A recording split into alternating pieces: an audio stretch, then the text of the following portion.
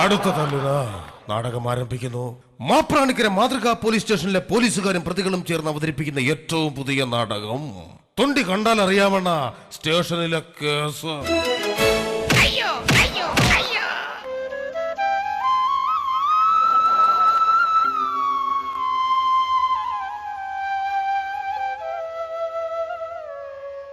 അമ്മ, ഈ സന്ധ്യാസമയത്ത് ഈ ഉമ്മർത്ത് നിലവിളക്ക് കത്തി നിൽക്കുന്നത് കാണാൻ എന്തൊരു ഐശ്വര്യം. ഈ സമയത്ത് ഒരു ഭക്തിഗാനം ഇടാൻ ഇവിടെ ആരുമില്ലേ? എടാ ഗോപാല, ഗോപാല, ഒരു ഭക്തിഗാനം അങ്ങോട്ട് ഇട്ട്. കട്ടിപ്പൂടി കട്ടിപ്പൂടിടാ കണ്ണാള കണ്ടപ്പടി കട്ടിപ്പൂടിടാ.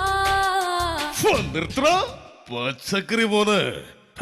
ബലാത്സംഗ കേസിലെ പ്രതിയൊക്കെ പിടിച്ച് വീട്ടുവേലക്കാരനാക്കിയാൽ ഇതല്ലാതെ പിന്നെ അവൻ എന്തിടും? എല്ലാ സുഹൃദസ്യം. പണ്ട് ഉരുട്ടിക്കൊന്നും തേങ്ങക്കിടിച്ചതുമായി എത്രയെത്ര കേസുകളാണ് ഈ പോലീസ് തറവാട്ടിൽ എത്തിയിരുന്നത്. ഇന്ന് കേസിന് പകരം തറവാട് നിറയെ കേസുകെട്ടുകൾ മാത്രം. കേസുകെട്ടിന്റെ കാര്യം പറയപ്പോഴാണ് എന്റെ ഭാര്യ ബസുമതി ഓർമ്മ വന്നത്. ബസുമതി, ബസുമതി, ബസുമതി.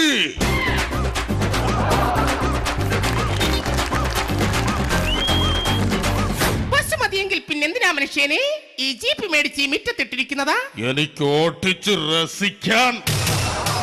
ഓട്ടിച്ചിരസിക്കുക എന്നുള്ള ഈ വാക്ക് PC കുട്ടപ്പനോ പാറാവുകാരൻ ചെല്ലപ്പനോ പറഞ്ഞിരുന്നെങ്കിൽ ഞാനത് വിലകൽപ്പിച്ചേനെ. ബസുമതി, ശവത്തി കുത്തരുത്.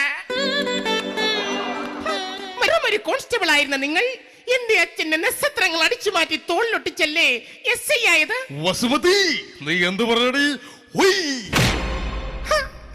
നിങ്ങൾ എന്നെ തില്ലിയില്ലേ? ഇങ്ങനെ ഇട്ട് തല്ലുന്നതിനേക്കാൾ ഭേദം ഒരല്പം വിഷം വാങ്ങി നിങ്ങൾക്ക് തന്നെ അങ്ങ് കഴിച്ചൂടെ? ഞാൻ അടിച്ചു പൊളിച്ച് ജീവിച്ചോളാം. സാറേ, സാറേ.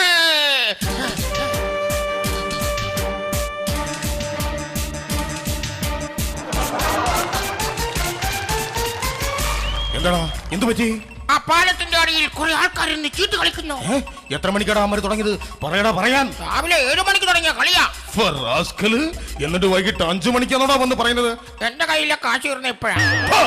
പോടാ പുറത്ത്.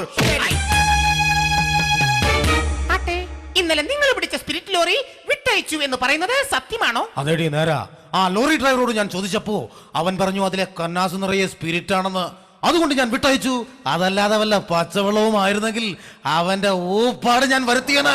ഓഹോ, അപ്പോൾ അവന്റെ കയ്യിൽ നിന്നും നിങ്ങൾ കൈക്കൂലി വാങ്ങിയല്ലേ? വെറുതെയല്ല നിങ്ങളെ നാട്ടുകാരി കൈക്കൂലി അവറാച്ചനെന്ന് വിളിക്കുന്നത്. എടേ, ഒരു പോലീസുകാരന്റെ ജന്മാവകാശമാ കൈക്കൂലി. അതിനെ നീ ഇങ്ങനെ പൊച്ചു തള്ളരുതാ. അട്ടെ ബസുമതി, എന്തായത്? നിന്റെ ചെവിയിൽ എന്താ പഞ്ഞി വെച്ചിരിക്കുന്നത്? കാലിൽ കുറച്ച് ചൂടുവെള്ളം വീണു. കാലിൽ ചൂടുവെള്ളം വീണതിന് നിന്റെ ചെവിയിൽ എന്തിനാടി പഞ്ഞി വെച്ചിരിക്കുന്നത്? ചൂടുവെള്ളം വീണത് നിങ്ങളുടെ അമ്മയുടെ കാലിലാ. എങ്കിൽ നീ പഞ്ഞിയാക്കണ്ട, ആ ബെഡ്ഷീറ്റ് എടുത്ത് ചെവി തള്ളിക്കോ. അതാ നിനക്ക് നല്ലത്. ബസുമതി. അമ്മാവാ,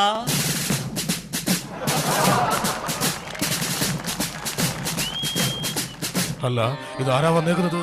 ബസുമതി, ബസുമതി, നോക്കിയേ, എന്റെ ഓപ്പോള് ഭവാനിയുടെ മൂത്ത മോൻ രാഘവ കൈമൾ. നീ വന്നേ മോനെ, നീ ഇത്ര വലിയ നിലയിലെത്തിയോ? നീ പറ, നീ ഇപ്പൊ ആരായിരിക്കുകയാണ്? ലെഫ്റ്റനന്റ് കേണലോ അതോ കമ്മീഷണർ ഓഫ് പോലീസോ? ഇത് രണ്ടുമല്ല, ഞാൻ പിന്നെ ബീഗാലാൻഡിലെ സെക്യൂരിറ്റിയാ. പോടാ പട്ടി പുറത്ത്. ഒരുമാതിരി ഓപ്പോള് ഭവാനിയുടെ മോൻ.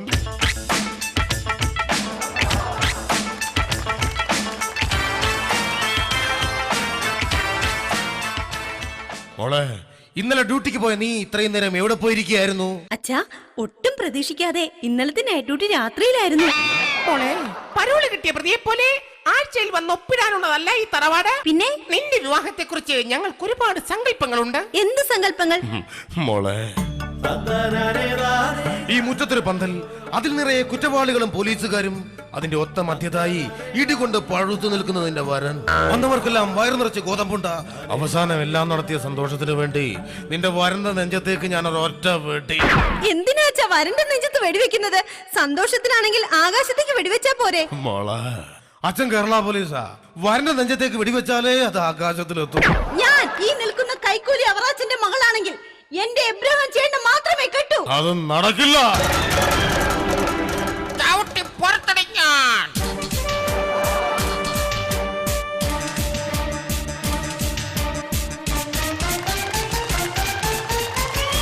എന്ത് പറഞ്ഞടാ നീ? പുറത്തിടുവന്ന നീ അത്രയ്ക്കായോ? അയ്യോ, ഈ ചവിട്ടി പുറ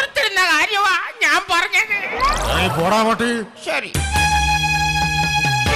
ഇനി നിനക്കെന്തെങ്കിലും പറയാനുണ്ടോടി? എന്താ എന്റെ ഇബ്രാഹിം ഒരു കുഴപ്പം? നോ, എസ്.ഐ. അവറാച്ചിന്റെയും വനിതാ ഹെഡ് കോൺസ്റ്റബിൾ പോലീസുകാരിയായ എന്റെയും മൂത്ത മകളായ നീ ആ കുറ്റവാളിയെ കെട്ടിക്കഴിഞ്ഞാൽ ഈ പണിക്ക് പുറത്താക്കും ഞാൻ. അമ്മേ, നിങ്ങളുടെ അരവണയും സഹിച്ച് അല്ല അവഗണനയും സഹിച്ച് ഇവിടെ കഴിയുന്നതിലും ഭേദം വല്ല കാറിന്റെയോ ബസിന്റെയോ മുന്നിൽ അരുത് മോളെ, അരുത്. കൈ കാണിച്ചു നിർത്തി എന്റെ കുഞ്ഞമ്മയുടെ വീട്ടിൽ പോയി 10 ദിവസം നിൽക്കും. ബസുമതി, നിന്റെ മോളെ നീ പറഞ്ഞു മനസ്സിലാക്കണം. ഞാൻ പറയുന്നത് അനുസരിച്ചില്ലെങ്കിൽ ഇവിടെ ഞാൻ ലാത്തി ചാർജ് നടത്തുമെന്ന്. എന്ത് നടത്തുമെന്ന്? ലാത്തി ചാർജ്. എന്ത്? ഈ ലാത്തി ചാർജ്. നിങ്ങളുടെ കൂടെ ഞാൻ ജീവിക്കാൻ തുടങ്ങിയിട്ട് 23 വർഷമായി. ഇന്ന് വരെ ഞാൻ കണ്ടിട്ടില്ലേ ഈ പറഞ്ഞ ലാത്തി ചാർജ്. അമ്മച്ചിയാണ്, ഞാൻ ലാത്തി ചാർജ് നടത്തും. പിന്നെ നടത്തും. പറമ്പിലൊരു തേങ്ങ വീണ് കഴിഞ്ഞാൽ കുനിഞ്ഞതെടുക്കാൻ മേത്ത നിങ്ങളാ ലാത്തി ചാർജ് നടത്താൻ പോകുന്നത്. ഒന്ന് പോവാ അവിടുന്ന്. എന്നാ പോകാം.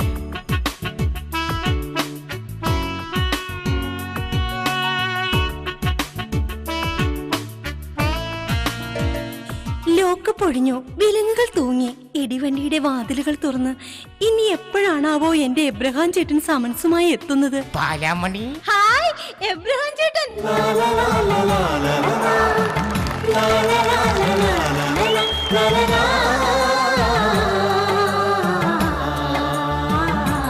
പാലാമണി, ഞാനെത്തി. നിന്റെ അധോലോക നായകൻ എബ്രഹാം സാമുവൽ വിക്രമൻ ഡിസൂസ.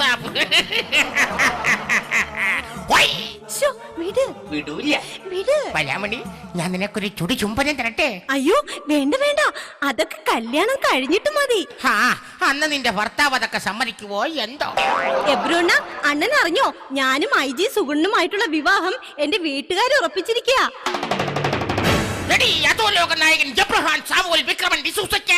എന്താടി ഒരു കുഴപ്പോ? പേരെടുത്ത ഒരു ഇല്ലത്തിലെ ഒരാൾക്ക് മാത്രമേ എന്നെ വിവാഹം കഴിച്ചു കൊടുക്കൂ.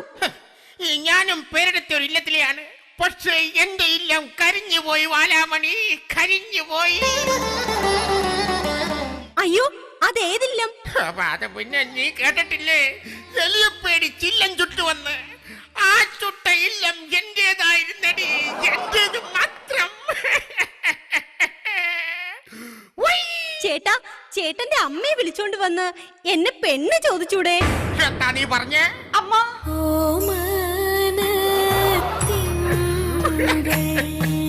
ഉണ്ണി, അമ്മ ഉണ്ണി, അമ്മ അമ്മ.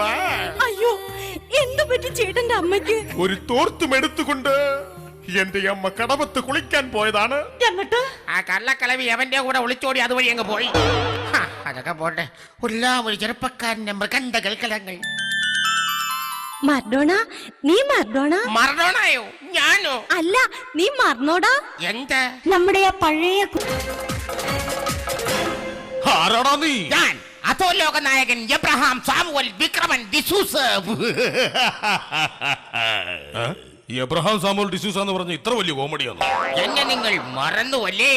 മനസ്സിലായടാ, പണ്ട് സെക്രട്ടേറിയറ്റിന് മുന്നിൽ സമരക്കാർക്കെതിരെ ഞാൻ ആവേശത്തോടെ ജലപീരങ്കി ഉപയോഗിച്ചപ്പോ അതിന്റെ മുന്നിൽ നിന്ന് എണ്ണ തേച്ച് സോപ്പിട്ട് കുളിച്ചെന്റെ മാനം കെടുത്തിയവനല്ലടാ നീ. അതും ഒരൊറ്റത്തോർത്ത് മാത്രം ഉടുത്തുകൊണ്ടാ. അതെ, ആ ഒറ്റത്തോർത്തുകാരൻ വീണ്ടും വന്നിരിക്കുകയാണ്. എന്തിനാടാ? കൈക്കൂലി കൊണ്ട് കൈ കഴിയ നിങ്ങളുടെ ഈ മകളെ കെട്ടാൻ. ഈ 2 അടി 3 ഇഞ്ച് ശരീരത്തിൽ ജീവനുള്ളിടത്തോളം കാലം അത് നടക്കില്ല. എങ്കിൽ ആ ജീവൻ ഞാൻ എടുക്കും. മരിക്കാൻ എനിക്ക് ഭയമില്ലടാ. പിന്നെ ചാവാനാ എനിക്ക് പേടി. എന്റെ ബാലാമണിക്ക് വേണ്ടി ഞാൻ ആരെയും കൊല്ലും. അയ്യോ ചേട്ടാ വേണ്ട. ആരെയാ അവിടെ? അയ്യോ മകളെ, എടാ വേണ്ട. ഇങ്ങനെ ഞാൻ ഇന്ന് കൊല്ലും.